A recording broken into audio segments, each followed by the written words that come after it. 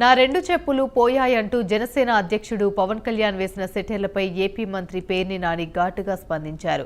చెప్పులు పోయాయని పవన్ కళ్యాణ్ 3 రోజుల తర్వాత కంగారు పడుతున్నారని పేర్ని నాని వ్యంగ్యంగా అన్నారు. గతేడాది అక్టోబర్ 18 రాత్రిన తాను లింగమనేని వెంకటేశ్వరరావు స్వామి గుడికి వెళితే ఒక చెప్పు పోయింది అని పేర్ని నాని చెప్పారు. చెప్పు పోయిందని గుడికి ఎదురుగా ఉన్న పవన్ కళ్యాణ్ ఆఫీస్ ఉంటే ఆయనని అనుమానిస్తామా అని పేర్ని నాని ప్రశ్నించారు. అసలు పార్టీ సింబల్ గాజు గ్లాస్ పోయిందని ముందు అది చూసుకోవాలని పవన్ కళ్యాణ్కి పేర్ని నాని సలహా ఇచ్చారు.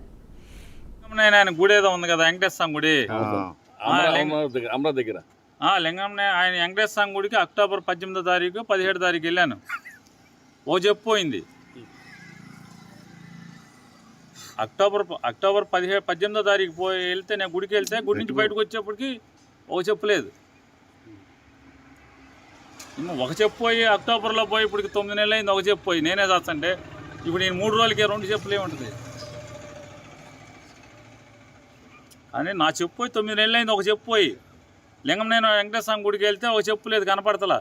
ఎవరిని అనుమానిస్తాం? ఎదురుగుండా ఈయన ఆఫీస్ ఉందని చెప్పి పవన్ కళ్యాణ్ అనుమానిస్తామా?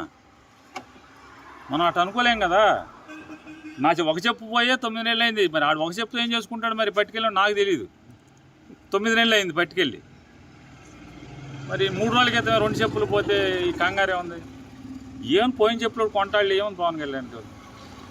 అసలు అట్ట కాకుండా పవన్ కళ్యాణ్ గారు ఆయన చెప్పులు పోతే 3 రోజుల తర్వాత కంగారు పడుతున్నాడు. ఆ చెప్పులు పోవటం కంటే కూడా అసలు పవన్ కళ్యాణ్ గారు చెప్పేది అయ్యా నీ సింబల్ పోయింది, గాజు గ్లాస్ సింబల్ పోయి చానాలైంది.